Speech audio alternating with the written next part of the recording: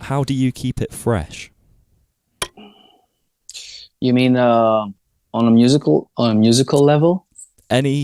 Interpret however you like, on a personal, musical, whatever. I think it's more interesting that way. Yeah. I get it. Yeah. How do we keep it fresh?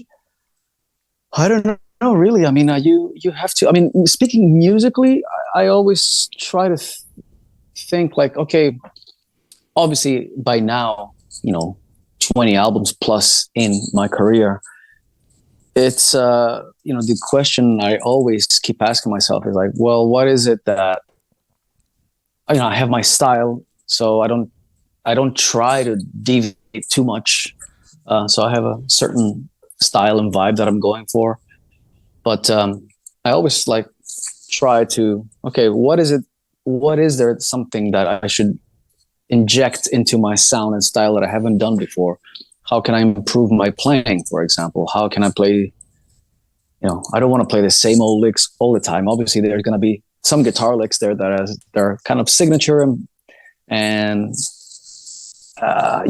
they sum up my style, but I try to expand upon that. Same thing, when I'm writing a song or after I've written the basic idea, how do I make a cool arrangement? Maybe try something I haven't done before. Maybe, just try to one up myself in a way. In life in general, I guess the philosophy is just to keep moving on. Like Rocky Balboa. Yeah. I roll with the punches, as he says. Just keep moving. It's very important. Physically and mentally, you have to go on to the next thing. That's what it's about. What do you have a particular way of? And again, relating to music or just life in general, you talked about sort of 20 albums in. Do you ever, when you're thinking about sort of reinventing yourself and trying to keep kind of moving forward, is it a conscious... Actually, let me just stop you there. I don't try to reinvent myself. It's I don't fall in that category of artists. I think, you pick up any of my albums, you'll hear heavy metal and a certain vibe, but I just, like I said, within that kind of corner, within that square, within that frame, if you like, how do you keep adding little something every time? Yeah. And is that something that you, is it like a conscious process of sitting down or do you just naturally kind of have that curiosity that makes you want to step forward in that way? Or do you have to sit down and think like, okay, I need to change this, or I need to change this and this, I think I do have that curiosity a little bit. I think I have that in me always. What is it that I should be doing next? For example, my solo works. When I started doing solo albums, I wanted it to be something different from Firewind. Firewind is known as a heavy metal, melodic metal, power metal band, whatever. So when the time came to do a solo record, it had to be something different within the hard rock genre. But, I went out and did some stuff that was a bit more commercial, more radio friendly. I collaborated with different singers, different musicians, different bass players, drummers. I did 2 albums worth of that material. And then after that, I was like, okay, well, I'm done with that. What's next? And then I tried like a power trio thing. And I did that. I started touring with that. And that was fresh for me. That was a new thing. And then I always ask myself, like, what is it? Where do I go next from this? Yeah. When you're kind of collaborating with people, I know for I know, and it's something I need to work on.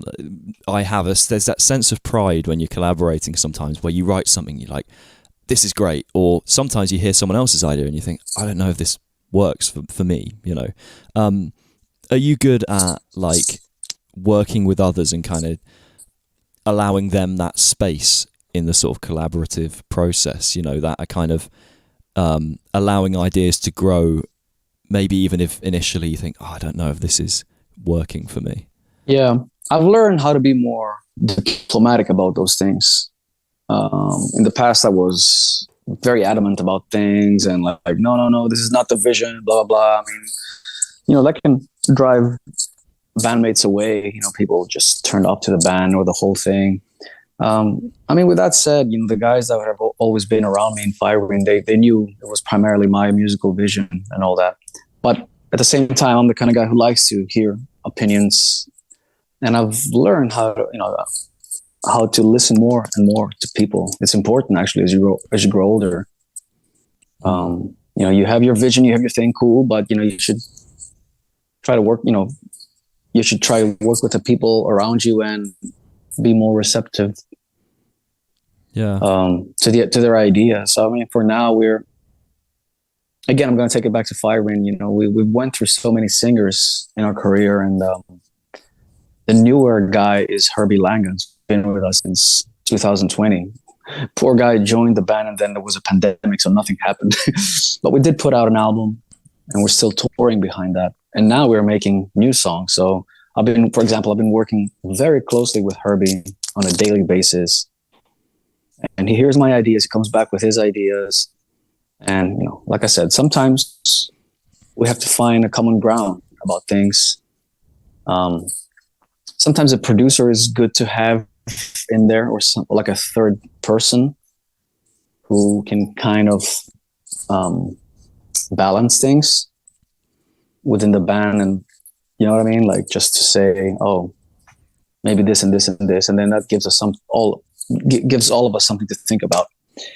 So I've started to like I said, I've started to be a lot more diplomatic and receptive to these types of things. If there's something that I really don't like, I will have something to say about it.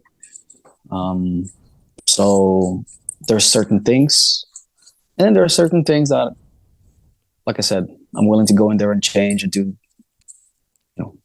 Yeah, I know. Change up my music. Yeah.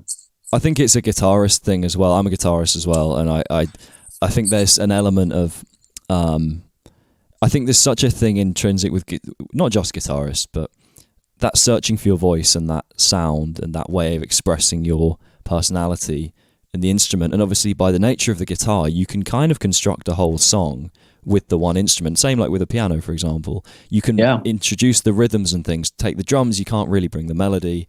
The bass, you struggle to get some of the harmony in that. Whereas guitar, you can kind of get a bit of everything. And, vocals, you've got all your melodies, but you've not really got the context. So I think as a guitarist, I sit down and I do sometimes when I write something, I very much feel the whole vision kind of coming out.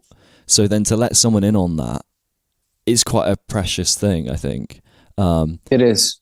It's difficult to find that, like, to be humble enough to let people in, but then equally, like you're saying, when you hear something you don't like, to kind of stand your ground. Yeah. I mean, it has to really bug me, and I have to really hate something to be like, hey, you know what? Maybe not this, and again, you have to find the right words to say instead of saying, hey, this fucking sucks, or, you don't want to hurt other people's feelings like that. Just like, you don't want to present an idea to somebody and be like, well, wow, dude, that riff is the worst you ever done. So, have you had that kind of, I don't know about you, but I found actually it's translated from music into life to a degree where I feel I'm more diplomatic since being in a band. I feel like I'm better at more difficult conversations, having been in a band where we've had lots of different opinions about music. I find now I'm much better at, like, taking a step back and sort of looking at the situation from sort of above, sort of above ground, I guess, and just allowing. Yeah. Do you feel that that's changed in your just life in general? I think yes. I think it's a good thing to like I said, to listen to other people, to listen to your bandmates. I do think there's a fine line though. Like, you cannot have also at the same time too many cooks in the kitchen. And I've been in situations like that before. I used to play in a band called Dream Evil in the early 2000s, Swedish band. And we were like all equal members. We all started together, even though it was the producer's band. And, at the end, like, we couldn't agree on anything. It was like, oh, maybe the cover should have more green on the upper right corner, or maybe it should be more red. Like, got silly to small detail stuff when we had really bigger things to worry about. Yeah, and then everybody started. Eventually, like after by the third album, because the band had some success. By the third album, like everybody tried to bring in as many songs as they could so they could get more publishing out of that. So those kind of things. It's there's a fine line. So I prefer when there's like one leader, and somebody to kind of like be like a co-pilot or co-captain or something, and it's always, I think, works healthier like that, and the rest kind of like follow that vision. They're fine with their role in the band, and then of course you have, like I said, but within that, I think this is how Firewind operates. The guys really trust me, blindfold, like in my decisions, in my vision, in the whole thing that I present to them. But at the same time, we discuss things, and I listen to them, and they listen to me. So, but like it took many lineup changes to get to where we are today, where everybody's like, okay, yeah, this works, and we have the same excitement, and everybody's like have the roles. And when you get that, you're lucky. You're lucky if you get that, and you're lucky if you get that to function for a number of years. And we're a band that's been really damaged by those things, with people coming and going. So you really have to be careful. Really, really, just it's like a relationship with other people, and the artistic thing comes in a way, and yeah. The is it difficult when you have all these lineup changes? Obviously, there's a lot of perseverance involved just to make, if someone drops out of a project for whatever reason. Is that mentally tough, trying to then integrate a whole new person and then work through that, and kind of is that difficult do you feel like that's just part of the process, and you're kind of like you said, you're more comfortable with how things are now, but what's been your experience of that kind of with changing members and stuff? Is that a difficult thing to work through, or have you found you're quite good at evolving with the band? It's definitely a difficult thing to me, especially when you've done it, when it's happening more than once or twice. It's like, okay, you're like, well, what's going on here? Especially for us, where we've lost the voice of the band, which is kind of like the most important thing, because that's what people identify with, the voice. And we've lost that quite a few times. I think that's ultimately what has hurt. I think Firewind would have been a way bigger band today, if we had one singer, for example, or maybe two instead of like five. So, yeah, it's always tough to replace somebody. It can be done, of course. For some members, it wasn't as difficult, but especially for the singers, it was always a difficult thing, because the frontman is a voice.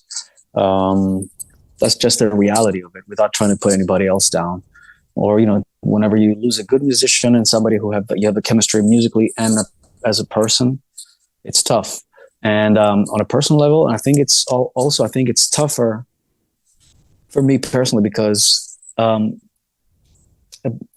if you work in a company and there's people coming and going in a company all the time, but people don't see that. They just see an outside brand. They don't know who works in marketing, who does the accounting, who is the IT programmer or whatever. They don't know that. But in a musical band, in a music group, all that stuff happens in public. So people, like I said, they identify with certain members, with certain songs. A member leaves, they're like, oh, it's not the same, blah, blah, blah. So you have to deal with that as well. And that can be tough. But at the same time, I'm a very stubborn guy, very stubborn. Like in the past, especially when I was younger, when somebody left, I was like, you know what? I'm going to come back with an album and it's going to be better than ever. And screw those guys. And when I was in my 20s, I was very much like that. Now I'm more relaxed about things. Because you have to take into account that, we're not multimillionaires out of this. It's we do it for the sheer love of music. So you have to understand, people grow up, they have families, they want to start side hustles. Maybe something else happens in their life. Maybe they get other offers to do other things. Maybe they just don't want to be on the road anymore. So many things to take into account. So, yeah. Oh, well. So my sort of question leading from that was, this is something I've actually discussed with a couple of people on the podcast. But there's when things go wrong or not necessarily wrong. It depends how you define it. But when you get to these hurdles in your music career, or I guess it happens in any career for anyone, but there's always that feeling of like, why me? Like, why, what have I done to deserve this tricky thing or this hurdle or this whatever? Especially when you feel confident in your own ability, and in your own, like, I personally feel quite confident in my ability to like write songs and play the guitar and perform and run a band a bit like a business. There's loads of things I have confidence in myself in. So then when stuff goes wrong, especially if you don't feel like you're in control of it, there's always that like, why me feeling. And I always try my best to acknowledge that, but then sort of move past it in a healthy way and go, it doesn't matter that it's happened to me. I just need to get on with it. Do you ever find yourself in those trickier times in life? And I'm not just specifically referring to when you've changed a lineup or whatever. I mean, anything really, I guess, in life. Do you ever find yourself falling into that pattern, or no? You're good at avoiding that? No, I'm not really that why me guy. I just don't. I'm a guy who's like always thinking, anything that comes my way, anything good that happens. I don't really have many expectations to begin with. So if something happens and a song does well, an album does well, or a tour does well, or we sell out a venue, or whatever that is, some kind of small success, I'm like, oh yeah, great. Or maybe you get a check, you're like, oh look, I made some money out of this, cool. It's not what I got into it for, you do it because you love music and you just can't live without this. So and when things go wrong, I mean, I always think like, well, there's so many things that can go wrong. Always. So many things that can go wrong. So I don't know. I don't really sit down and cry about it, cry over things like that. I just, okay, we try to fix it. We move on. That has always been my philosophy. I mean, with that said, I haven't experienced any tragedies or anything like that, but on a small scale where just things break, or maybe something gets canceled, or blah blah blah. I mean, we got into a minor bus accident in America 12 years ago. Nobody got hurt or anything. We crashed into a tree. The driver fell asleep on the wheel. Oh no! But you know what I mean? Luckily it was like the last show of the tour. It was in LA, and like that would have been a really bad moment if it was the beginning of the tour. Yeah, that kind of puts a spanner in the works. Yeah. yeah, that would have totally ruined the vibe of the tour. But it was a last show of the tour, and but anyways, like I said, as long as nobody got hurt, like I said, as long as it's not something tragic, it's okay, man. Like, yeah, shit happens. So shit happens all the time. Seriously, like you won't believe how many things can go wrong, especially like I said, when you're on a tour. You're out there, like buses break down. You cannot get, you have to consider the weather. Going from A to B is not easy always. Gear might break down. Like so many things. So there's no time really to be like, oh, why me? Oh God, I'm gonna cry. No. Just got to keep going. Yeah, I always have to remind myself, like, if I'm ever in a bit more of an anxious kind of like, just, sometimes you have those days where you just feel a bit amped up and a bit like you're worried about this or you're worried about that. And I find sometimes I've been trying to do more like meditation and stuff recently, and I feel like it has helped to some degree, but I have to just sort of, sometimes I just lie on my sofa and I'll just like put on some like meditation, some guided meditation thing. I just sort of have to remind myself, like, nothing is going wrong right now. Like, I'm just lying here. There's nothing, my flat is not on fire. I'm just lying here. Like, life is fine right now. Like, nothing is happening. And I think I sometimes need to remind myself of that, even not when I'm just lying on my sofa, but like, you know, if I'm, so you're playing live and your guitar dies or whatever, it's like, yeah, okay, something's gone wrong, but like, everyone's still here. Like, you know, yes, I might lose 5 minutes figuring out what's happened, but that's 5 minutes and it probably isn't going to kill the show, you know. You could translate that to anything really, I guess. But yeah, I mean, there's always things to worry about. Always things to worry about, especially like before you go out on a tour or something like that, or before you just prepare for a trip. Had I forgotten something? I got to do this. Am I gonna be there on time? Is it gonna be like, my biggest fears are always like flight delays or canceled flights, and what if I don't make it to the gig? What if I don't make it there? And or what if my gear gets lost? Like, I've had that happen a few times. Like this summer, for example, when it was so hectic because everybody was traveling and we were trying to do a few festivals, and my suitcase just got lost for like 3 weeks. Wow. And we had like a bunch of gear in there. The suitcase, that was the suitcase that I carried the backdrops of the band, and I think a bunch of cables, and I think my pedal board was in there. None of this stuff that cannot be replaced, of course. It's totally replaceable, but still, you know, you're like, wow, why does this have to happen? Anyways, that's a tricky. I kind of know that feeling of like, I suppose it kind of make it ironically. I'm starting to think of the why me things now. You're like, why would this happen to me? But yeah, I mean, the something that I wanted to kind of quiz you on, because I wanted to see if it kind of related to an experience, a similar experience that I possibly have had. Just turn this all back and make it. I'm just talking about myself now. But, well, everybody can speak from their personal experience, so I get it. Yeah, and so because I was doing a scroll of your Wikipedia page, because obviously that's where all the truth in the world can be found. Of course. So, you know, but I saw that you went to Berklee, and obviously I need to check this all correct first, I guess, but and it said that you left after several weeks to go and sort of pursue sort of the metal scene, I guess. To be a rock star.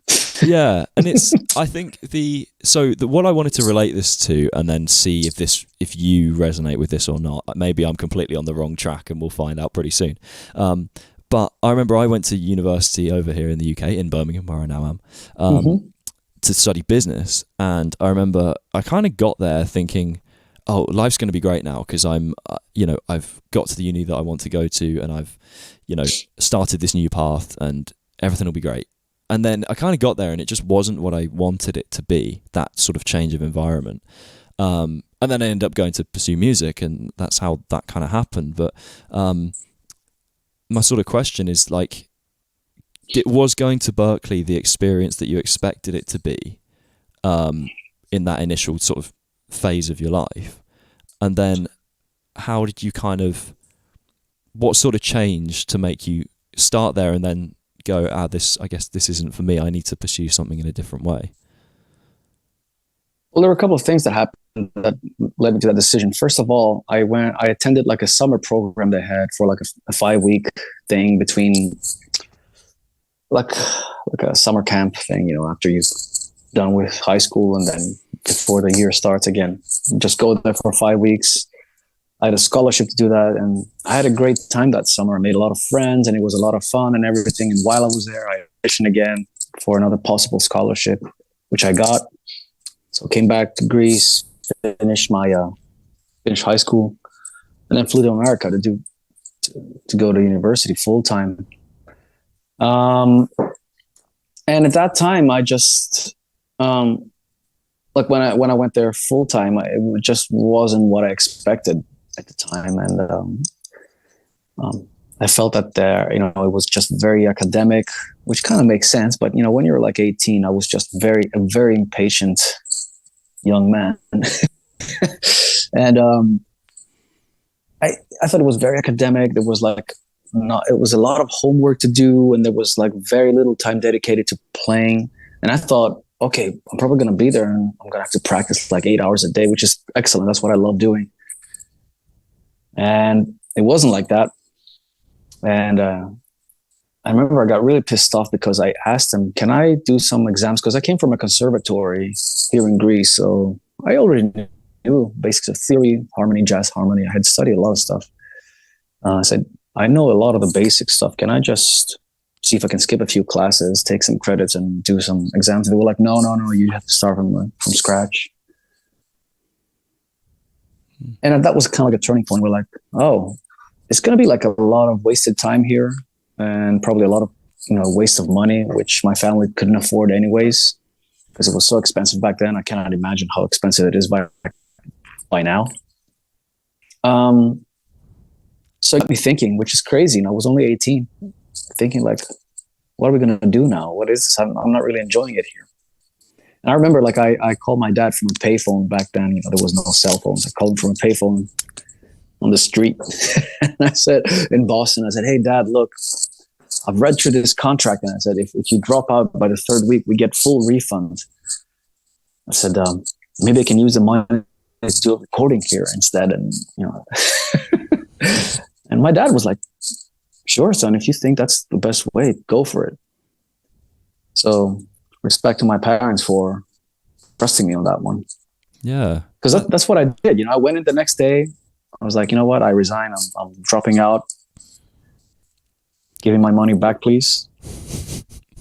I mean, I had a thing for music business since a young age. I even read the contracts, like the small lines there, small paragraphs, like you get the refund.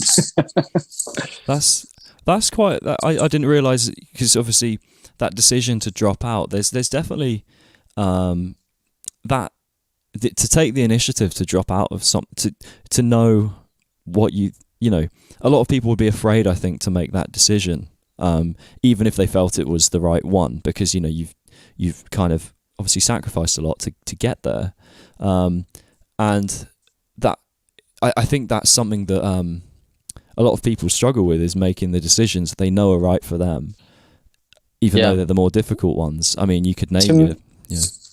To me, like, I've always been like that as a person. Like, if I feel unhappy somewhere, I just leave instantly.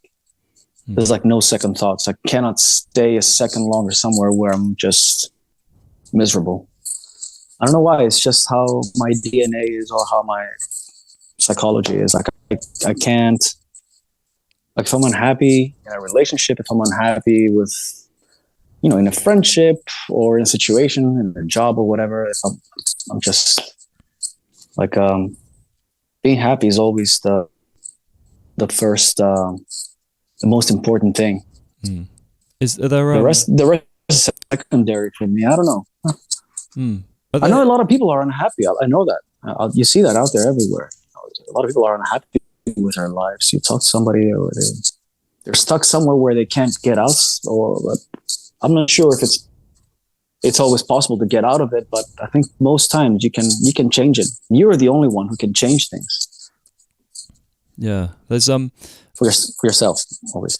Yeah, it's an interesting thing of I fully resonate with that feeling of, like, when you start to just feel like, okay, this isn't working, and then I just clock out quite quickly if I know that something isn't working. I'm somewhat similar to you. Maybe I wouldn't have had, I don't know, in the same situation as you, if I would have had the courage to just go, okay, done. Like, it's hard to say. But do you feel like there are any downsides to that? Not to put such a negative spin, but that, I don't want to say impatience, but that need to, like, always be so on track towards the number one thing. Do you ever miss out maybe on some of the other enjoyments in life in that sense? I mean, when you make big decisions like that, there's always a risk involved, right? Because you don't know, what do you trade that for?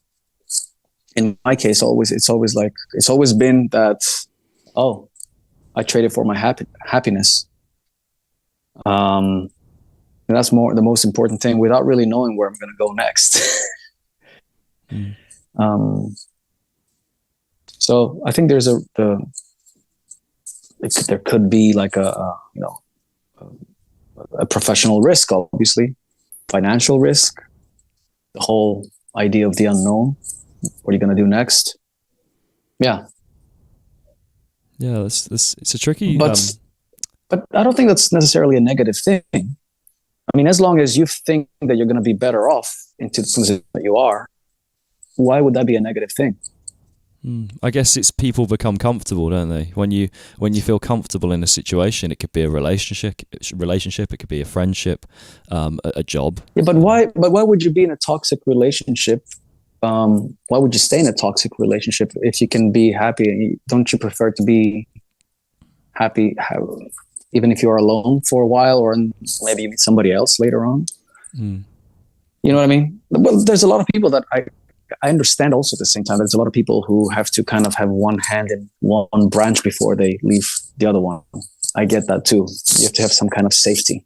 So maybe I understand why a lot of people don't always let go of things that easily. It's always scary taking the leap, I think. And, like you said, it makes logical sense. If you're in a toxic relationship, then leave. It's but I think some people don't. It is that, like you said. So I like that analogy. The sort of the one hand on one branch and the one not allowing yourself to. Like a monkey, you have to before they jump from tree to tree, they have to hold the other branch before they let go of the other one.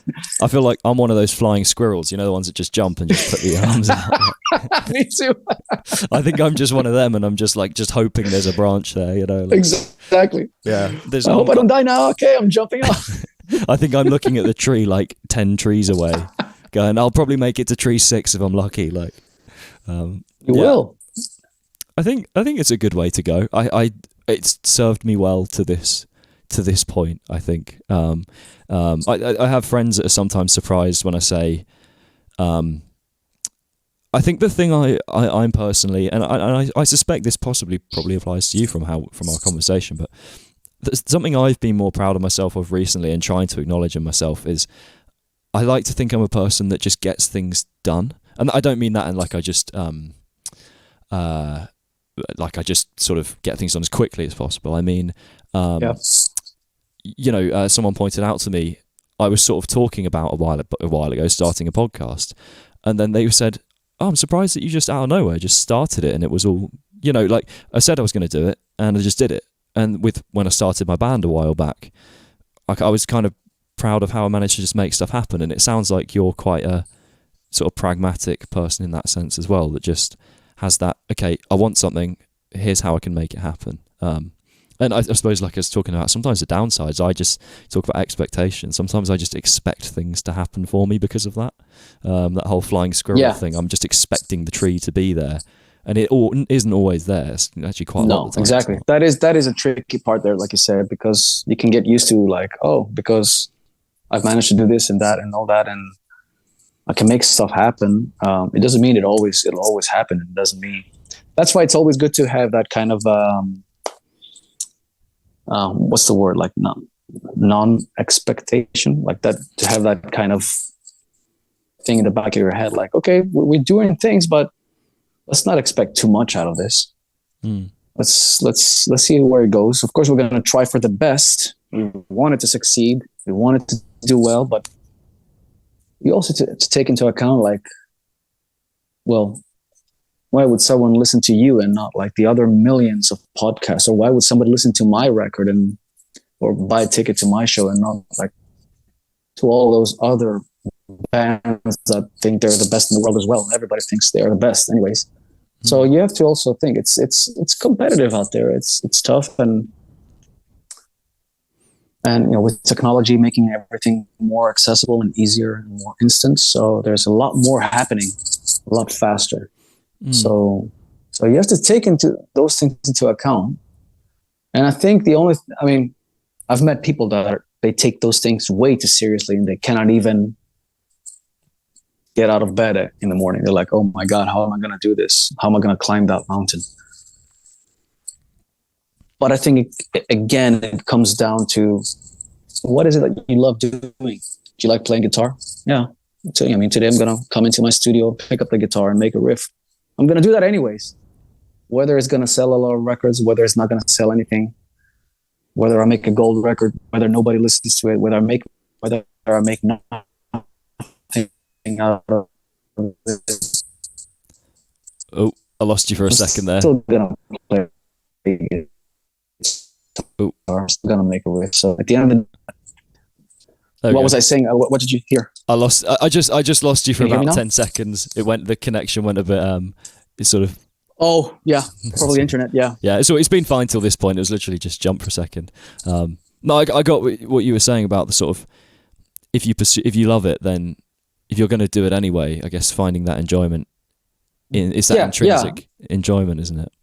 Yeah, because like I said, I'm gonna wake up in the morning and still gonna pick up the guitar and play here in my studio, whether I have a hit record or nobody listens to it. I don't care. I mean, I care, but it's not gonna stop me from. It's not gonna make me quit playing the guitar. That's what I'm saying. Yeah, I think if I don't have a successful song, or if I have a flop record, or if nobody want to listen anymore, I don't think I'm gonna stop playing guitar. I'm gonna still do it. I think in the end somebody will like it. Yeah, this is funnily enough. Actually, this relates quite a lot to what I was chatting. Well, the last podcast that I put out, not the last person I spoke to, was Rudy Sarzo, and he was saying about how Randy had this kind of. He was first and foremost just a musician. And Rudy, which I thought was quite interesting, he used the term accidental rock star. Like he was saying that he was a teacher and he was a guitarist and a writer and a classical musician as well. And, and almost, I guess, just by being so in love with that, he then went on to become, one of the greatest guitar rock stars of all time kind of thing. And, I think it's interesting because I literally just put that out, and it's interesting that we're talking about that now, and obviously your relation to Ozzy as well. It's an interesting tie. It's almost like there's some sort of commonalities, throughout the Ozzy. I definitely. It's funny you mentioned Randy, because not obviously because only of my involvement with Ozzy, but because even as a kid, I always loved where people like I love people like Randy Rhoads for their philosophy on music, and there's what they represented. And guys like Randy didn't represent all the excess of the 80s and all that bullshit with throwing TVs out of windows and hotels and destroying hotel rooms. And like he was, like I said, he was a musician. He was a guy who kept practicing. Like every town he went, he would find from the phone book who gave guitar lessons, and he would go and meet guitar teachers from whenever he could, and he would take guitar lessons. He lived from music. And I really related to that growing up as a guitar player. And I think that's also it's always been with me, that type of, standing for that. To me, it's about the love of music and being a servant of music, basically, and just try to perform at the highest level we can, be ready, be prepared, and that's the stuff that I love. I don't go out there to get drunk or party and all that. That's not why I got into heavy metal or rock and roll. I got into it because of the music that I like, the sound. And that's why I also liked more technical guitar players, I guess, eventually, because you can hear the amount of time they spend with the instrument to develop certain techniques and certain sounds and how to do things. And so in that sense, I really relate to Randy Rhoads like that. Yeah, I guess the other thing is there's not that longevity of if you're just interested in getting drunk and being famous and having loads of crowds shouting your name, that doesn't last maybe as long as, say, that love for the music. Sounds a bit cheesy. No, a bit cliche, I think anybody who thinks that stuff lasts forever, they're kidding themselves. You have to. I mean, nothing lasts forever in life, anyways. So you have to think like that. Anything could over any given time. And things move fast, especially when you're like in this industry or any industry nowadays. So, you have to have something that you believe in, something that you love doing. I think that's something that nobody can take away from you. And if you're good at it, you know, you'll be able to pay your bills, I guess, for the rest of your life. Yeah. With regarding, I'm sure you've had a million questions about sort of Ozzy, the sort of that period of life playing with Ozzy, but something that I guess, hopefully, I don't know, maybe you have been asked this question, but hopefully not, we'll find out. Obviously, when you're playing with someone like Ozzy, I mean, we're talking about possibly the most well-known metal artist ever, you know, and playing to those, the crowds, and playing, you know, those kind of songs that are known by so many millions. I feel like from the outside in, I could kind of look at that, and if I were in that position playing for Ozzy or a similar thing, playing you know, like Megadeth, you know, Dave has had a few guitarists in that role as well. You could name a few bands like that, but I think it'd be very easy, I would assume, once you've done that, to go, I've made it. Like, this is it. This is like, you know, this is like the dream, I guess, especially as a kid when you know, again, artists like Ozzy, Metallica, all these kind of big metal artists. When you are in that moment, whether it's playing live or just being on a tour or like being in the studio, whatever you're doing, is there that like, I've made it feeling? Or like, I guess question one is, does that happen? Do you feel that? Is there a moment where you go, yeah, I've made it? And I guess no. But the next question was going to be, does your perspective change on sort of success after having experienced something like that? Good question. It has been asked to me before. But it's okay, you know, because I always think a little bit different about it. I think the answer to your question is yes and no. Because yes, you have made it to a certain level. You know what I mean? Like, I started from clubs and pubs and clubs, and then all of a sudden you play arenas, and, you know, you play Madison Square Garden and the O2 Arena in London and blah, blah, blah, all those things. So yeah, as a musician, it's great to experience that, because, you know, very few musicians, a very small percentage, can experience those things or be a sideman to the biggest, most iconic artists of all time. At the same time, this isn't about you. You're there working for the artist. You know what I mean?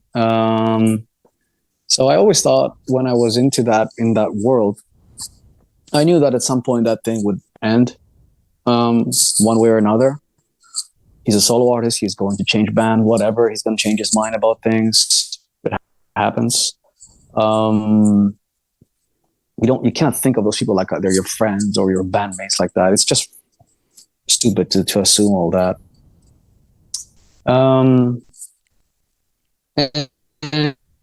And you know, a music career has its ups and downs. You know, it's like a roller coaster. You have like a great year or two great years, and then maybe your next album, whatever, it's not so well received, and then you kind of come back again. And so you have to think about these things. Like I said, the not taking it for granted thing. I had that even when I joined Ozzy. I kept thinking about that the whole time. I'm like, well, this is great now, but who knows how long it's going to last. So in certain ways, yes, I've made it. And in other ways, that kind of thing, it doesn't really exist in my mind. What does that mean? What does that mean? Like, you know, you've made it to what? I mean, have I made it to be able to make a living from music? Yes. In that sense, yes, I made it. Yeah. And is money everything? What is like, how do you measure that? So there's so many different aspects of that. So yeah. Yeah. Did you find that you're talking about sort of knowing that maybe it won't last forever? Did you find that because that could go two ways. That could either totally ruin your experience, you know, because you could just be anxious the whole time, like, oh, this isn't gonna last forever. No. Or it could be the opposite, where you go, I'm loving this moment, you know. Yeah, I lived the moment. I had the other approach to it. Well, let's enjoy it for as long as it lasts, you know. And the fact that they kept calling me back, the Osbournes kept calling me back for like 6 or 7 years to go back for, even if it was like one-off gigs or small tours. I was like, wow, okay, cool. They must like how I play, and that's nice. And they probably don't think I'm too much of a pain in the ass. All right, so it's the ultimate whatever. compliment, yeah. Yeah. It's good, man. It's good, and at that point, like, it was also a crossroads for me. Like, do I go to the next kind of sideman gig? Like, if you want to experience that type of level of luxury and paychecks and all that, and you have to probably find, and there isn't any artist that you can play at that level.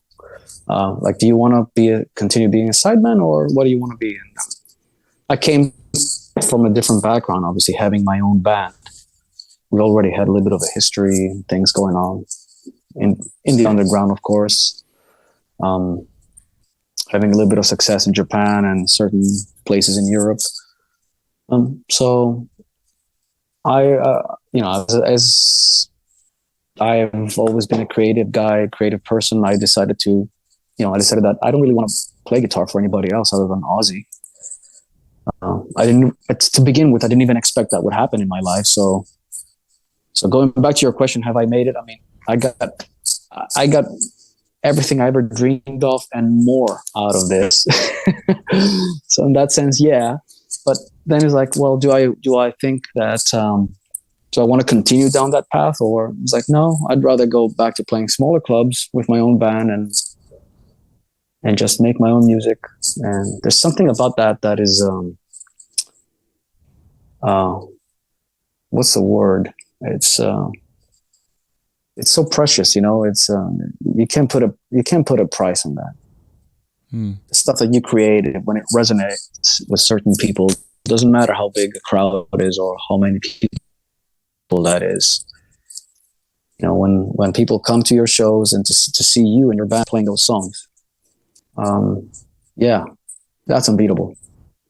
Yeah, so that tie, I think the personal tie is really important. Like, I think I don't know how the biggest show I played with my band would have been to maybe, I would guess 700, 800 people or something. But it was like a festival on a smaller stage.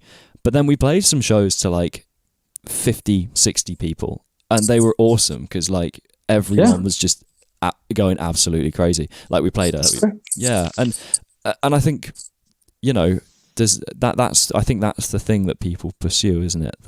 Not everyone, but people that create their own music. That's what.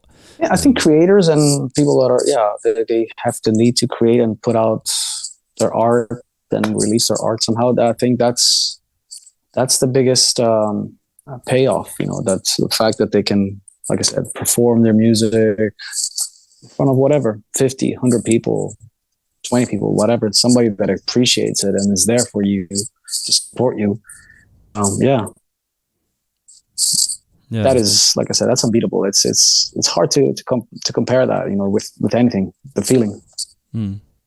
Well, I think that's that kind of is. I mean, I've actually turned down gigs after Ozzy because of that. Like, with other big bands, like, I've turned down gigs like that. I'm not gonna say names, but I was like, do I really want to go there and it's just not my thing. Nothing against session musicians and all that, because those guys are incredible. People that are session guys, and they know how to pull off these gigs and work with artists in that way. That wasn't really my field. I think I'm best at I do best when within something that it's my own. Do you think that almost takes a weight off your chest, having played with Ozzy? Do you think that then, once you've done that, you can almost look back and go, I don't need to impress anyone now. I don't need to sort of feel like I have to play this gig or that gig, or does it make it easier to now just go, I'm just going to pursue exactly what I want to do, because I've seen I mean, I did that before anyways. We did that with a band anyways. We were still building it up, of course, so we had to take a lot of gigs. That's sometimes, lost money and all that. But I mean, I'm really grateful for the Ozzy experience. It has afforded me a lot of things. Yeah, it has opened up a lot of doors. I think to a small extent, it has allowed me to kind of like call my own shots. Do I want to do this gig? Do I want to do that? Well, it has allowed me to keep being artist, I guess, in a really tough world of right now for artists and musicians. Yeah, I think that ability to direct your own course is quite important. And it sounds like you very much have intentionally directed that, which is cool to see. And I guess it's good to see because it can maybe give anyone listening a bit of faith that they can direct their kind of course as well. There are a lot of people, I think, who maybe feel like these things are out of their hands when maybe it's not so out of your hands. You know, if you chose to, for example, drop out of music school to go and pursue something different, you know, I wouldn't suggest anybody to do any of this stuff, because now that I think back to it, I was crazy when I did that. Probably wouldn't have done that again. It worked. It worked, yeah, but I don't know really. All I know is that everybody has their own path, and it's never going to be the same. You know, like my example and my path is that worked out for me. Doesn't mean it's gonna work out for you or anybody else. Yeah. There's some. Just the only thing I would say is just make sure that you're happy with what you do, man. That's it. Yeah, I think that's a perfect place to end it. To be fair, because I think that's the key. That's mostly the most important takeaway, isn't it? It's to talk about like just pursuing that course of what is kind of true to you. I think. I just noticed annoyingly I've got this. Oh, I thought it had some paint on my glasses, but I've only just noticed because I never film podcasts with these. That's just on my glasses. What is that? I thought that was some paint on my glasses, but I think it's just the logo. No, it was just like a reflection. Yeah. Light. Never mind. I was just looking like, have I just been looking like a scruff the whole time? No, don't worry. Okay, nice. So if we could get after all these deep sentimental talks, I'm like, do I look okay? So if we could get a question for the next guest to start their conversation, which is later today, assuming nothing goes drastically wrong, and an artist that you could recommend, that'd be great. Sorry, what was the question that I answered that was from somebody else? Yours was, how do you keep it fresh? Oh, how do you keep it fresh? Yeah. Okay. And it could be. What should I? It could be anything, huh? Yeah, but had all sorts. Yeah. Okay. Do you love cats? Do you love cats? That's a good. Yeah. That's a good. I saw your cat. Is it just the one, or do you have two? Oh, you saw? I have 3. Oh, cool. I thought because I saw one, and 4. I was like, I'm sure I saw a different one, like later on. Yeah. Yeah. They've been going around the background, just being jealous and being very curious as to what the hell is he doing? Why is he talking to the phone like that? I have actually 4. I have 3 that live in the house and 1 that lives in the garden. I haven't put him inside yet. Oh, really? Yeah. He's a stray cat that just kind of like came out here and just lives in the garden. And he's a little older now, so it's too late to bring him in the house. I don't think the other ones are going to accept him by now. He's not a kitten, and mine are a little bit older now. So it's been a bit strange. But, he's fine living outside, and we feed him every day, and we neuter him and took care of him and gave him his shots and stuff. But, I have a small garden here, so he lives here. It's cool. Yeah. What's your best cat name? We have a lot of stray cats in Greece, so it's kind of like a natural thing. Yeah. I've been to... What was that question? Well, my question was, what was your best cat name? My best cat name? Yeah, what's your favorite name of all the cats you got? Oh, Leon. Nice. Nearly lion. My ginger cat, Leon. Yeah. He's like a little hairball, fluffy lion. Yeah. Like a fat lion. Yeah.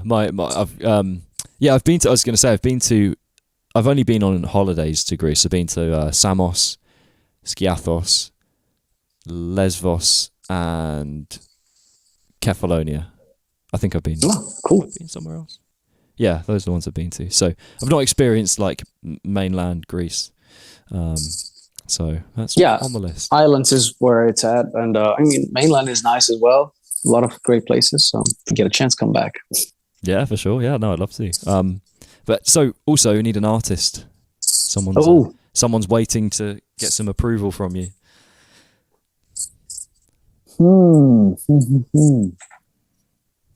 Hard to say. Ozzy. Yeah, check out Ozzy. He's gonna be a sensation, I'm sure. I don't know, man. Really don't know. Puts the pressure on at the end of these podcasts. Yeah. It's. I don't know. You don't want to feel bad picking the wrong one. Just a lot. I mean, we're going on tour now with a band called Beast in Black. They're from Finland, so check out Beast in Black. They're pretty cool. Nice, awesome. Yeah. No, I'll give them a listen for sure. And I saw, I saw you were on tour around in home of metal, Birmingham, UK. So I'll make sure to come and give you a wave. Come out. Yeah, absolutely. Nice one. Is there anything you want to promote before we kind of finish up? No, thanks. We're going to be on tour from January 27th till March 20th. So 42 shows across Europe and UK. So make sure to check it out on our website. Hope to see some of you out there wherever you're listening and watching from. So that's it. Thank you. No, thank you very much.